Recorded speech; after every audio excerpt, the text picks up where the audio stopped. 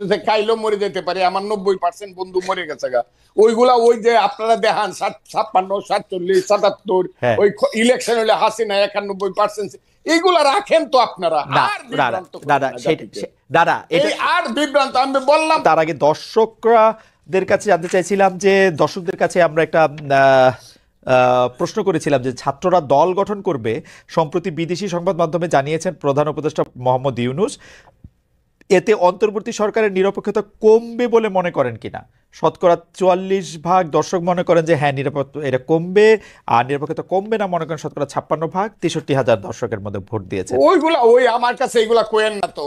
77 বছর বয়স হয়েছে, কাইলো মরে যেতে পারে, আমার 90% বন্ধু মরে গেছে গা। ওইগুলা ওই যে আপনারা দেখান 56, 47, 77, হ্যাঁ ওই ইলেকশন হলে হাসিনা 91%, এইগুলা রাখেন তো আপনারা। না আর দাদা বিভ্রান্ত করেন দাদা না সেটা জাতিকে। দাদা এই এটা আর বিভ্রান্ত আমি বললাম তো। জি ইউনূস সাহেব এই কথাটা বইলা, হ্যাঁ উনি যে আমি আমি কতদিন বলছি যে 10 জন প্রধানমন্ত্রীকে জোড়া দিয়ে যত লম্বা হয় হুম তার চেয়ে বেশি লম্বা ইউনূস সাহেব। হুম এই কথাটা কে বলছে বাংলাদেশে?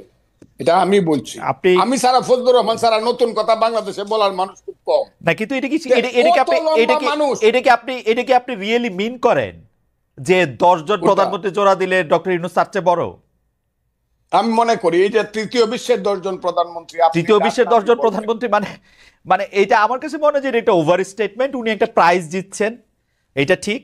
উনি এই পৃথিবীতে না অনেক পরিচিত না, একজন মানুষ, এটা ঠিক। উনার কিন্তু উনাকে জনপ্রতিনিধি না, ঠিক আছে, এটা আপনার মতামত। আপনি মনে করেন যে উনি আরে 10 আমার জনের মতামত, সমান। আমি হ্যাঁ আপনাকে বলি না, উনি বিশ্বে আমাদের হয়ে নাম করেছেন। আমি একটু হুম অবার বলে ফেলতে পারি, কিন্তু হ্যাঁ উনাকে আমি এই উনি কেন ছেলেরাই সব করছে, হুম এই একবার কইলেও শেষ হয়েছে, দুইবার কইলেও প্রতিদিন কয় ছেলেরাই সব করবে। ওকে আচ্ছা আরে আল্লাহ। ঠিক আছে। আরে না না, এইখানে ছেলেরা সব করেন, উনি বলছে ছাত্ররা দল গঠন করবে, এইটা আসলে তার উনি বলে নিরপেক্ষতা। এটা উনি উনার আপনি তো প্রশ্নটা শুনেন নাই মনে নিরপেক্ষতা হয় ফজলু ভাই। হারাইছে। ফজলু ভাই উনি উনি উনার প্রশ্নটা নিরপেক্ষতা হারাইছে। হ্যাঁ আমি এটা বললাম এই কথা বলে। বেশিরভাগ লোক মানে 44% লোক 63,000-এর মধ্যে বলছে উনি নিরপেক্ষতা হারাইছে, এই কথা বললেন। এটা আপনি বলেন, আমি আমি মনে করি শুভবুদ্ধি সম্পন্ন যারা চেতনা সম্পন্ন লোক বেশিরভাগই মনে করবে যে এই কথাটা ওনার ঠিক আচ্ছা হয় ঠিক না। আছে কেন বলবেন? ঠিক আছে, আমি আপনাকে শেষবারের মতো আসবো 1 মিনিটের একটা প্রশ্ন করার জন্য। সেই প্রশ্নটা হচ্ছে জি, এরকম, থ্যাংক ইউ। যে আপনি বাংলাদেশের রাজনীতির, যেটা আমি প্রথমে করেছিলাম, যে 54 বছরের মধ্যে কোন সময়টা বাংলাদেশ রাষ্ট্র হিসাবে মুক্তিযুদ্ধের আদর্শে পরিচালিত হয়েছে বলে আপনি মনে করেন, সেটা আমরা আপনার কাছ থেকে শেষ কথা শুনবো। প্রশ্নে আপনি ধানের শীষ নিয়ে ইলেকশন করছেন, জামাতও ধানের শীষ নিয়ে ইলেকশন করছেন। আপনি কেন সেদিন আপনি জামাতের সঙ্গে একই মার্কা নিয়ে ইলেকশনে, ওর এই কথাটার মধ্যে কথাটার জন্য ওকে আমি ধন্যবাদ দিব। আমি যদি না করতাম তাহলে ভালো হতো, তাইলে আমার নীতিগত অবস্থানটা আরো শক্ত হতো। কিন্তু মাসুদকে আমি বলতেছি, ধানের শীষ মার্কাটা কিন্তু জামাতের না, ধানের শীষ মার্কাটা বিএনপির। এই মার্কার তলে কিন্তু তাদের কোনো মার্কা ছিল না। তাদের যে দাঁড়িপাল্লা মার্কা সেদিন হাসিনারা দেয় নাই। আমাদের মার্কার তলে এই জামাত আইসা আশ্রয় নিছিল, শেল্টার নিছিল। সেই শেল্টার মাস্টারকে যেদিন 5ই আগস্ট ঘটলো, মাসুদ স্বীকার করুক আর না করুক, জামাতের যে অফুরন্ত অবৈধ আকাঙ্ক্ষা, স্বপ্ন যে একা ক্ষমতা দখল করবে ওই আমাদের ছেলে পেলেদেরকে নিয়ে কইরা তারা তাদের মতো করে রাষ্ট্র চালাবে, বিএনপি কে বনি সদর বানায় ফেলবে, এবং বিএনপি হইল 2 সাপের 1 বিষ নৌকার ধানের শীষ হয়ে যাবে। এইটা জামাত কিন্তু প্রথম দিন থেকে করার পরে আজকের বাংলাদেশটা এত অন্ধকার হয়ে গেছে। আমার মুখ দিয়ে এত কিছু কথা বের হচ্ছে এই কারণে আমি জামাতের অন্যায় আকাঙ্ক্ষাকে চরিতার্থ করার জন্য রাষ্ট্র ক্ষমতায় আজকে এই জামালে গুলো লাগছে। মাসুদরা যেটা করে, এটা মাসুদরা একটা দল করুক, আমার বাবারা একটা দল করো সুন্দর করিয়া, এবং তোমরা মানুষকে বুঝাও কোন পথে তোমরা যাবা। তোমরা যদি মেজরিটি হও, আমি আগের থেকে তোমাদেরকে অভিনন্দন জানায় রাখলাম, এই ব্যাপারে কোনো আমার ডিফারেন্স নাই। আর আপনি যে বলছেন যে 1 মিনিট আমাকে দিলেন যে কোন সময়ে মুক্তিযুদ্ধের পক্ষে জিনিসটা মানে সময়টা ছিল, সেই সময়টা হলো 10ই এপ্রিল থেকে 16ই ডিসেম্বর 1972 সন।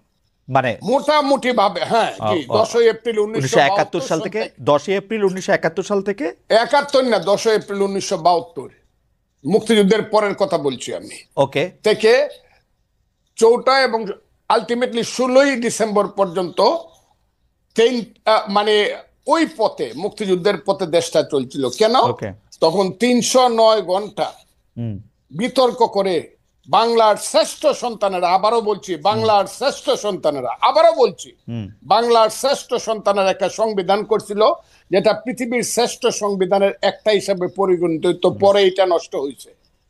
এই সংবিধানটাকে আবার আমার মাসুদ বাবারা এইটা একদম, এটা কি বলছে, কবর দিয়ে দিতে চায়। বিরোধিতা তো একটু এমনিই করি না, তা এই শ্রেষ্ঠ ওই সময়টা 16 এর পর থেকে যা হয়েছে, 16ই ডিসেম্বরের পরে 7ই মার্চ আসছে, 73 ভোট হয়েছে 39টা সিটে। ওই ওই সরকারের আমলেই 39টা সিটে সঠিক হয়। আমার মনে যায় এই ফজলু ভাইয়ের কথা শোনা খুবই, মানে কি বলবো, খুবই আকর্ষণীয়, খুব চমৎকার, শুনতে ইচ্ছা করে শুধু, কিন্তু সময় নাই, আমাদের শেষ করতে হতেছে। কিন্তু 72-এর সংবিধানটা আপনি সত্যি পৃথিবীর সর্বশ্রেষ্ঠ সংবিধানগুলির একটা মনে করেন? সর্বশ্রেষ্ঠ বলে নাই তো, সবচেয়ে ভালো সংবিধানগুলি, সবচেয়ে ভালো সংবিধানগুলি একটা না, শ্রেষ্ঠ সংবিধান এক। আচ্ছা, শ্রেষ্ঠ সংবিধানের একটা, ওই 70 অনুচ্ছেদ থাকা সত্ত্বে প্রধানমন্ত্রীর কাছে 70 অনুচ্ছেদ, আমি আপনাকে বলি, 70 অনুচ্ছেদ তখন বাস্তবতায় তো এটা তো অনেক সময় লাগবে। 70 অনুচ্ছেদ তো হইলে 54 কে 55 কে 56 সনে ওই যে এমপি এমএলএ হইয়া ভোট কেনাকাটা করে যেভাবে প্রতি 24 ঘন্টা একবার সরকার বদল হইতো, সেই তিক্ত অভিজ্ঞতা থেকে কিন্তু 70 না, এটা আপনারা বলেন বহুবার, এটার বহু রকম রেমেডি সারা পৃথিবীতে আছে, আপনারা ওইটার দিকে আপনারা জান নাই। যাই হোক, আমার কাছে 70 আমি সমর্থন করি না। আমি 72-এর সংবিধানে ফজলু, আপনি খালি 72-এর সংবিধানে আপনার সাথে আমি আলাদা করে একদিন কথা বলবো না। হাউএভার আপনি মানে একটু আপনার সাথে কথা বললে তো একটু প্রস্তুতি নিয়ে আসা উচিত, একটু সময়ও নিয়ে আসা উচিত, সেই জন্য আমি একটু প্রস্তুতি আর সময় নিয়ে 72-এর সংবিধানটা নিয়ে আপনার সাথে আপনি একদিন কথা বলবো না। কিন্তু ফজলু ভাই একদম চমৎকার ভাবে বলছেন যে উনি মনে করেন বাংলাদেশ মুক্তিযুদ্ধের চেতনার পথে ছিল হচ্ছে 1972 সালের 10ই এপ্রিল থেকে 4ঠা ডিসেম্বর পর্যন্ত, অর্থাৎ যতক্ষণ পর্যন্ত গণপরিষদ 16 ডিসেম্বর পর্যন্ত, 4টা নভেম্বর, হ্যাঁ হ্যাঁ 16 আপনি 16 ডিসেম্বর পর্যন্ত মনে করতেছেন, তাই তো? বলছি কারণ 16 ডিসেম্বরে গিয়ে এটা কার্যকরী হয়েছে। ওকে, 16 ডিসেম্বর পর্যন্ত কার্যকরী হচ্ছে, আর বাকি সময়টার ক্ষেত্রে তিনি সেটা